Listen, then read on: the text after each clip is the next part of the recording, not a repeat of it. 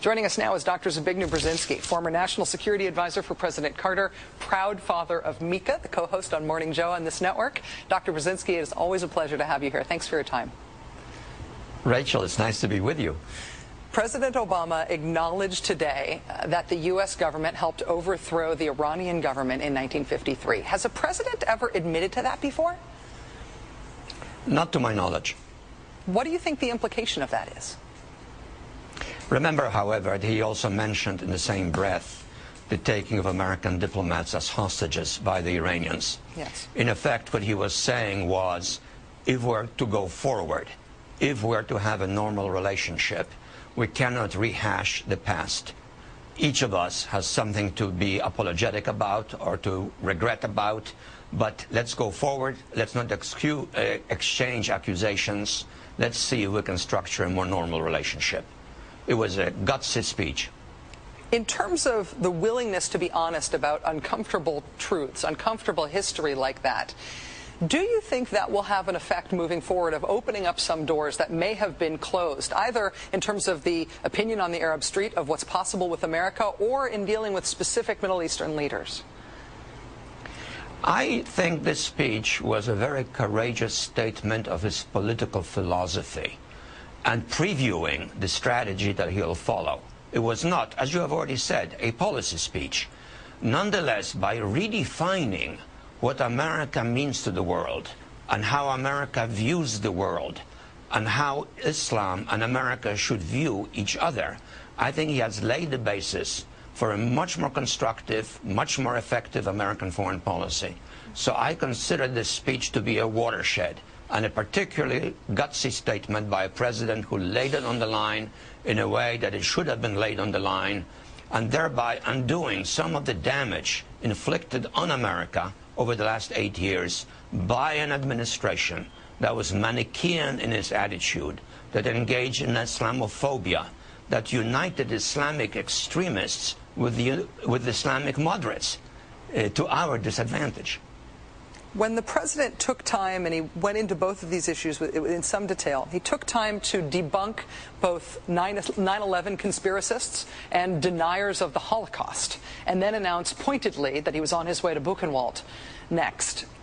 Is there a reason to believe that he thinks that those issues are holding back political progress, that those specific sort of conspiracies and misconceptions about modern political history are part of the problem in terms of moving forward? There's no doubt that in recent years, many Americans viewed the world in very, very skewed fashion, and many outside of America had a totally conspiratorial view of America, including even the idea that 9/11 was somehow or other a put-up job, that it really wasn't done by Osama bin Laden and others. So I think President Obama is breaking through a whole mythology that has paralyzed American dealings with the world. I think this speech could now be the point of departure for a really constructive policy towards Israel and Palestine and towards Iran. And these are two major problems that need to be addressed if there's to be stability in the Middle East and if we are eventually to extract ourselves from that region in which we risk becoming bogged down militarily.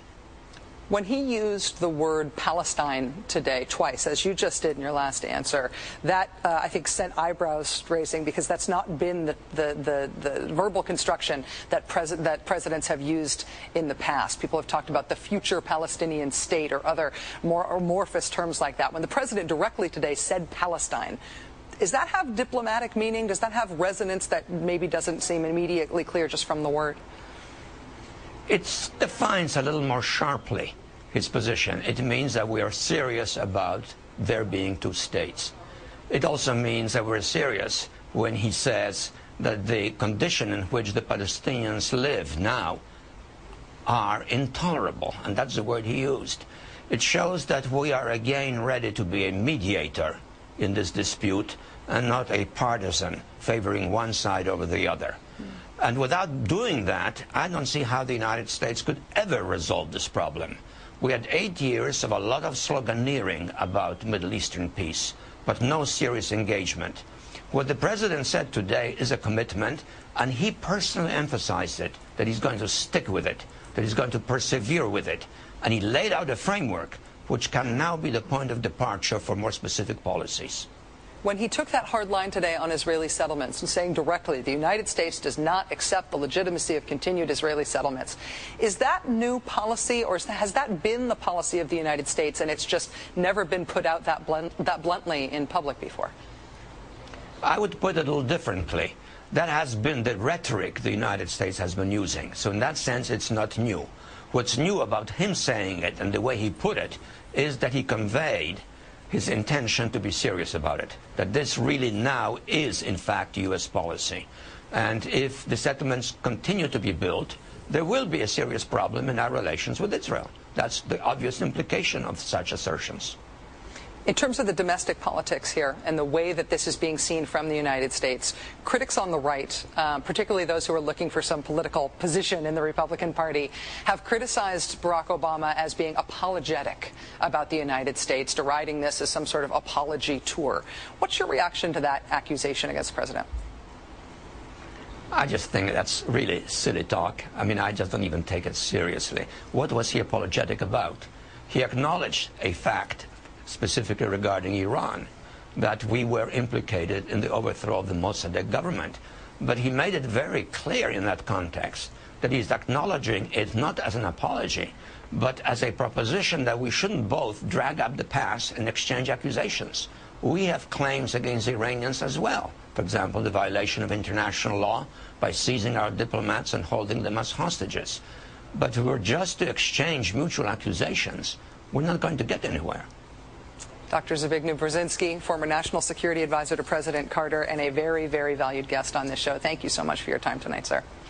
It's nice having been with you. Thanks.